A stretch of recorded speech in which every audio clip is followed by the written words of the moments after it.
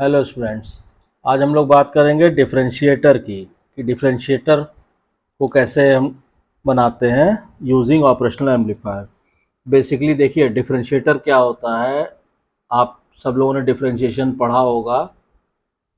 ठीक है, तो डिफरेंशिएटर वो सर्किट है जो जिसको हम अगर इनपुट सिग्नल देंगे तो जो आउटपुट देगा वो इनपुट का डिफरेंशिएटेड सिग्नल होगा। अब इसमें बात आती है कि देखिए डिफरेंशिएटर दो तरह के होते हैं, एक होता है पैसिव डिफरेंशिएटर और दूसरा होता है एक्टिव डिफरेंशिएटर, जिसको आज हम लोग डिस्कस करेंगे। एक्टिव डिफरेंशिएटर तो जो पैसिव डिफरेंशिएटर होता है, ये तो सिंपली पैसिव एलिमेंट्स को यूज़ करके बनाते हैं इंडक्टर वगैरह को, तो वो आप लोग जो है 10+2 लेवल पे ऑलरेडी पढ़ चुके होंगे। आज हम लोग बात करेंगे एक्टिव डिफरेंशिएटर की। तो एक्टिव डिफरेंशिएटर क्या होता है कि इसमें simply a differentiator circuit produces differentiated version of the input voltage applied to it. तो देखिए हम लोगों ने अभी प्रीवियस लेक्चर में इंटीग्रेटर के बारे में पढ़ा था, आइडियल इंटीग्रेटर भी और प्रैक्टिकल इंटीग्रेटर भी। अभी जो हम लोग डिफरेंशिएटर का सर्किट अगर डिज़ाइन करेंगे तो उसमें क्या होगा कि जैसे मान लीजिए ये आपका ऑप एम्प लगा हुआ है, ये आउटपुट है। ठीक, उसके बाद हमने कहा ये इन्वर्टिंग टर्मिनल, ये नॉन इन्वर्टिंग टर्मिनल। क्लियर। अब इसमें आप देखिएगा जब आप इसका सर्किट डिज़ाइन करेंगे, यहाँ पे आपने एक लगा दिया कैपेसिटर, ठीक है, और यहाँ पे लग जाएगा फीडबैक रजिस्टर RF। ठीक है, ये हो गया C1। यहाँ पे हम चूंकि इन्वर्टिंग एम्पलीफायर का कॉन्फ़िगरेशन यूज़ कर रहे हैं तो यहाँ पे हम इनपुट वोल्टेज देंगे जिसको हमें डिफरेंशिएट करना है। क्लियर। और जो नॉन इन्वर्टिंग टर्मिनल है उसको आप सिंपली आर कॉम के थ्रू आप इसको ग्राउंडेड कर दीजिए। ठीक, आर कंपैरिजन, ये इज इक्वल टू हो जाएगा आपका सीधा सीधा RF। ठीक है, अब इसमें क्या होगा, चूंकि हम इसमें क्या कर रहे हैं, हम इसमें आइडियल ऑप एम्प यूज़ कर रहे हैं। तो अच्छा, सप्लाई जैसे आप लगाते हैं डीसी सप्लाई ऑप एम्प को काम करने के लिए, वो आप दोनों अपना यहाँ पे और यहाँ पे लगा दीजिए। क्लियर। अब इसमें देखिए, अब इसको अगर आप इंटीग्रेटर सर्किट से आप जो है कंपेयर करेंगे तो देखिए रेजिस्टेंस और कैपेसिटेंस ने अपनी जगह जो है इंटरचेंज कर ली है। तो इसीलिए जो आउटपुट भी देगा वो इंटीग्रेटर का जस्ट उल्टा देगा। अगर हमने यहाँ Vin अप्लाई किया है तो वहाँ पे तो हम लोग इंटीग्रेशन ऑफ Vin मिलता था, यहाँ पे जो हमको आउटपुट मिलेगा वो हमको मिलेगा output is equal to -RF C1 और d/dt यानी डिफरेंशिएशन ऑफ Vin, ये हमको आउटपुट मिलेगा। ठीक, अब इसमें सिंपली क्या होगा, इसमें अगर हमें जो आउटपुट मिलेगा वो क्या होगा, वो डिफरेंशिएशन होगा किसका, इनपुट वेवफॉर्म का। ठीक है, तो ये सर्किट डायग्राम। अब इसमें जो मेन चीज़ है आपका कि अगर हम आउटपुट वोल्टेज का एक्सप्रेशन कैसे निकालेंगे, तो अब सिंपली इसमें हम डिराइव कर सकते हैं एक्सप्रेशन फॉर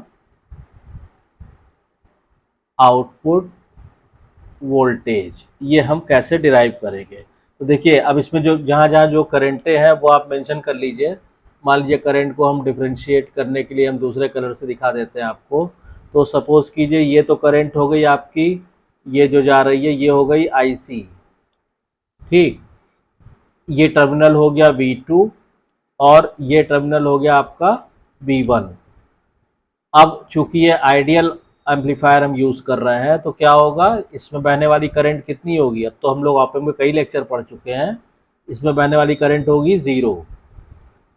ठीक है, और ऐसे ही इस चूंकि और इसमें बहने वाली करंट 0 है और वर्चुअल शॉर्ट के कॉन्सेप्ट से, वर्चुअल शॉर्ट या वर्चुअल ग्राउंड का भी वीडियो पड़ा हुआ है, आप जो है उसको पढ़ लीजिएगा तो आपको क्लियर हो जाएगा वर्चुअल शॉर्ट कॉन्सेप्ट क्या है।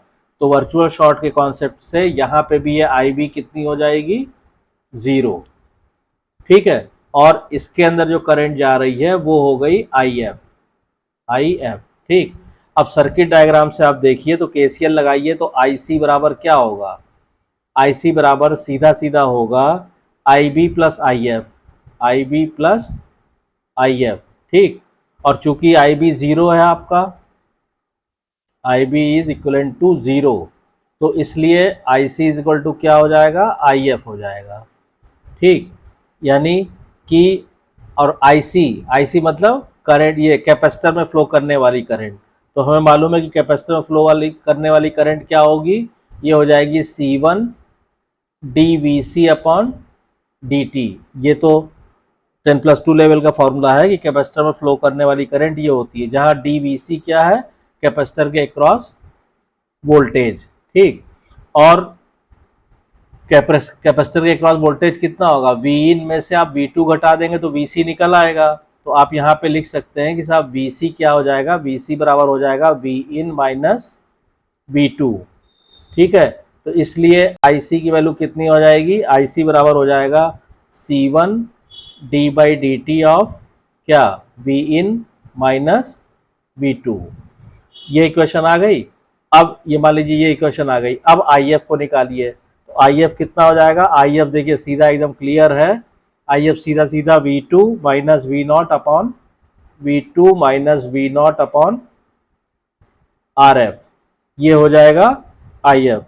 और चूंकि हमें मालूम है कि आई सी और आई एफ क्या है, क्योंकि आई बी ज़ीरो है तो आई सी और आई एफ क्या है, इक्वल है। जब इक्वल है तो इन दोनों इक्वेशंस को आप इक्वल रख दीजिए, ठीक है। इन दोनों इक्वेशन को जब आप इक्वल रख देंगे तो क्या आ जाएगा आपका,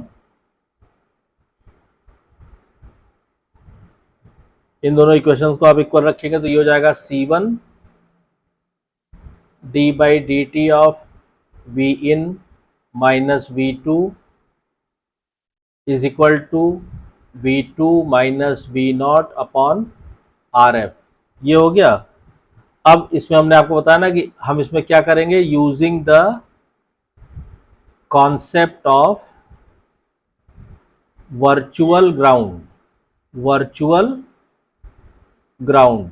इस टॉपिक पे, वर्चुअल ग्राउंड पे या वर्चुअल शॉर्ट पे वीडियो अवेलेबल है चैनल पे। अगर जिसको नहीं क्लियर होगा वर्चुअल ग्राउंड क्या होता है, वो आप उस वीडियो को देख लीजिए, आपको एकदम क्लियर हो जाएगा। तो अगर उस कॉन्सेप्ट को हम यूज़ करेंगे तो यहाँ पे क्या हो जाएगा, V one is equal to V two is equal to zero हो जाएगा, ठीक। अब इसको इसी V two is equal to zero को रिप्लेस कर दीजिए इस इक्वेशन में। तो जब इस इक्वेशन में आप रिप्लेस करेंगे तो क्या हो जाएगा, C one D by D T of क्या हो गया, V in is equal to minus V not upon R F, ये आ जाएगा। और यहाँ से आप वी नॉट की वैल्यू निकालेंगे तो वी नॉट बराबर सीधा सीधा आ जाएगा माइनस का R F C one D by D T of V in. तो देखिए आउटपुट जो है वो इनपुट वोल्टेज का डिफरेंशिएशन आ गया। तो यही काम होता है डिफरेंशिएटर का, कि जो भी आप इनपुट सिग्नल उसको दे रहे हैं उसको उसका जो आउटपुट मिलेगा वो उसको डिफरेंशिएट कर देगा। मतलब मान लीजिए सपोज कीजिए हमने कहा कि ये इनपुट सिग्नल दिया हमने, इसको एक स्टेप सिग्नल हम इसको दे रहे हैं, ठीक है। स्टेप सिग्नल आप इसको देने के लिए क्या कीजिए, मान लीजिए हम दूसरा कलर यूज़ कर ले रहे हैं और थोड़ा इसको हम इस तरह कर दे रहे हैं। सपोज कीजिए हम इसको ये स्टेप सिग्नल दे रहे हैं, ये क्लियर। अब जो हमें आउटपुट मिलेगा वो किस तरह मिलेगा वो आप देख लीजिए। आउटपुट जो हमको मिलेगा वो इसका इंटीग्रेशन मिलेगा। मान लीजिए इस स्टेप सिग्नल का ये एम्पलीट्यूड दिया हुआ है ए, ठीक है। और यहाँ पे रेट ऑफ चेंज क्या है भाई, ये तो कांस्टेंट है ना, तो इसको हम लिख सकते हैं रेट ऑफ चेंज क्या है यहाँ पे, 0, ठीक है। तो इस जब यहाँ रेट ऑफ चेंज 0 है तो वी नॉट कितना आ जाएगा, जब कांस्टेंट वैल्यू को आप डिफरेंशिएट करते हैं तो क्या आता है, 0 आता है ना, तो वी नॉट कितना आ जाएगा, 0, ठीक। और ये तो स्टेप इनपुट के लिए हो गया। अब आ जाइए आप आउटपुट हमको कैसे मिलेगा, ठीक है। जब आप आउटपुट ड्रॉ करेंगे यहाँ पे, सपोज कीजिए ये वी नॉट हम ले रहे हैं, ये हमारा वी इन था, ठीक।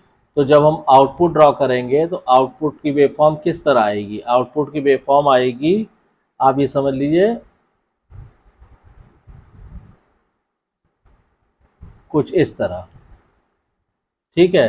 लार्ज वोल्ट आउटपुट वोल्टेज आपको इस तरह मिलेगा। समझ रहे हैं? ये आ जाएगा आपका लार्ज आउटपुट वोल्टेज।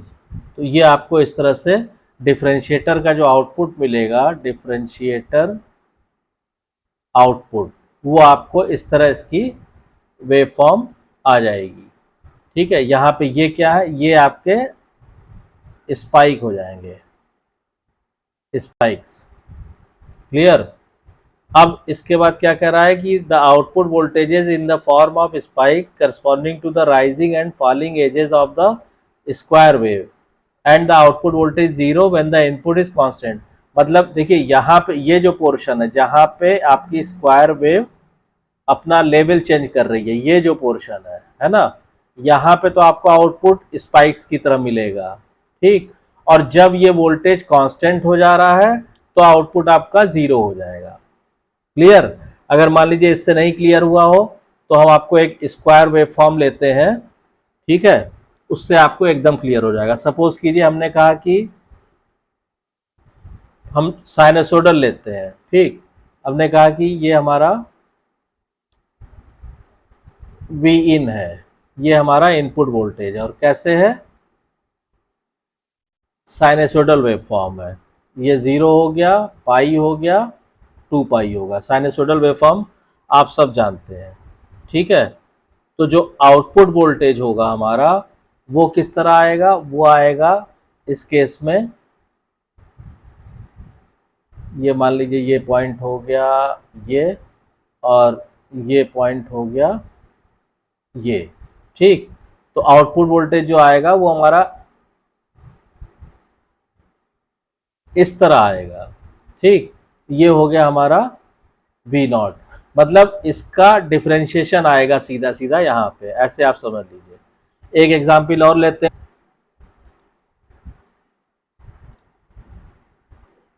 अब मान लीजिए हमने एक और एग्जाम्पल ली। सपोज कीजिए हमने जो इनपुट वेवफॉर्म दिया है वो हमारा इनपुट वेवफॉर्म स्क्वायर पल्सेस की फॉर्म में है।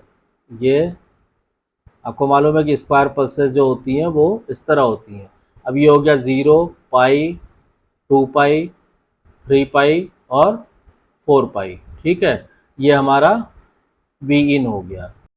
अब डिफरेंशिएटर का जो आउटपुट होगा, तो जैसे अभी हम लोगों ने पढ़ा था उसमें हमने कहा था कि जब भी ये जो एजेस आएंगी, एजेस मतलब कि जहाँ पे ये अपनी वैल्यू चेंज कर रहा है, जैसे देखिए ये जो एरिया है यहाँ पे, ठीक, या ये जो एरिया जहाँ पे ये अपनी वैल्यू चेंज कर, या ये जो एरिया है, समझ रहे हैं, या ये जो एरिया जहाँ पे ये अपनी वैल्यूज ये ठीक है, यहाँ पे ये, इन जगहों पे क्या होगा कि स्पाइक्स आएंगे। ठीक, और जब ये वैल्यू कांस्टेंट हो जाएगी, वैल्यू कांस्टेंट हो जाएगी मतलब कि वैल्यूज जो है वो आपकी एक कांस्टेंट वैल्यू पहुंच जाएगी। जैसे यहाँ पे कांस्टेंट हो गई, फिर डाउन हुई इस जगह पे कांस्टेंट हो गई, फिर डाउन हुई इस जगह पे। जहाँ कांस्टेंट होगी वहां पे डिफरेंशिएशन आप लोगे कांस्टेंट वैल्यू का, तो क्या आता है, 0 आएगा। तो यानी कि जहाँ पे ये वैल्यूज चेंज हो कर रहा है अपना, वहां पे तो स्पाइक्स आएगा इन जगहों पे, और जब कांस्टेंट हो जा रहा है यहाँ यहाँ यहाँ और यहाँ, तो 0 हो जाएगा। यानी इसकी अगर हम आउटपुट वेवफॉर्म बनाना चाहें, सपोज कीजिए, तो इसकी आउटपुट वेवफॉर्म जो आएगी वो आपकी इस तरह से आएगी। जैसे यहाँ पे आपने लिया है तो ये आएगा इस तरह। ठीक, फिर कांस्टेंट पे 0 हो जाएगा, फिर यहाँ पे आने के बाद मान लीजिए ये ऐसे रहा, फिर यहाँ स्पाइक आएगा।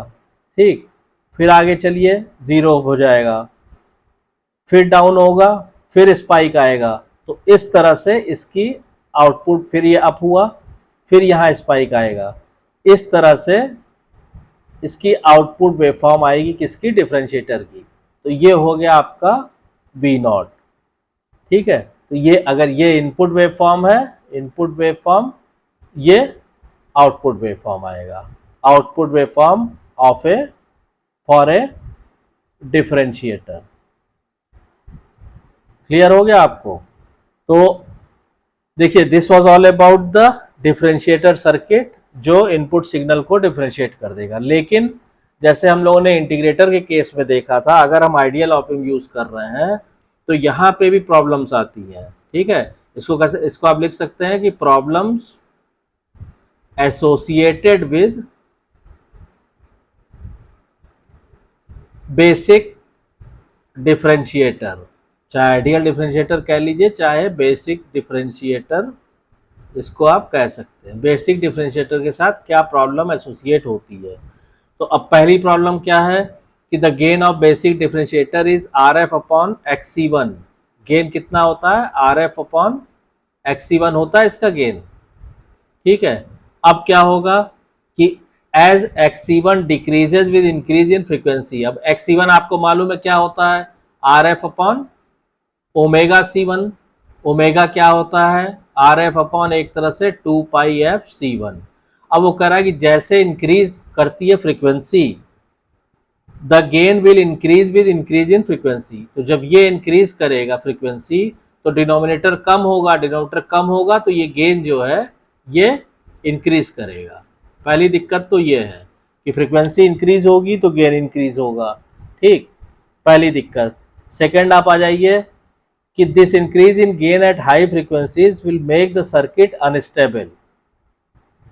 ठीक है, तो अब ये गेन इंक्रीज करने से क्या होगा कि जब हम हाई फ्रीक्वेंसी सिग्नल मान लीजिए डिफरेंशिएट कर रहे हैं तो हाई फ्रीक्वेंसी सिग्नल के केस में क्या होगा कि सर्किट जो है वो अनस्टेबल हो जाएगा। समझ रहे हैं? ये दूसरी प्रॉब्लम हो गई उसी वजह से। तीसरा क्या है कि इनपुट इम्पीडेंस XC1, जो इनपुट इम्पीडेंस हमारा XC1 है मतलब 1 अपॉन ओमेगा C1 मतलब 1 अपॉन 2πfC1। ये क्या होगा कि ये आपका रिड्यूस हो, जैसे जैसे फ्रीक्वेंसी बढ़ेगी इनपुट इम्पीडेंस रिड्यूस होगा, जबकि इनपुट इम्पीडेंस हाई होना चाहिए। तो ये प्रॉब्लम हो गई तीसरी। चौथी प्रॉब्लम क्या है कि जब ये तीनों प्रॉब्लम एग्जिस्ट करेंगी, गेन इंक्रीज कर रहा है फ्रीक्वेंसी के साथ, सर्किट अनस्टेबल हो जा रहा है, इनपुट इम्पीडेंस रिड्यूस कर जा रहा है, तो इससे इन तीनों की वजह से क्या होता है कि circuit becomes very much susceptible. सक्टेबल मतलब हो गया आपका संदेहास्पद, इसकी परफॉर्मेंस बड़ी डाउटफुल हो जाती है। डाउटफुल, ठीक है ना, सर्किट बहुत डाउटफुल हो जाता है due to high frequency noise.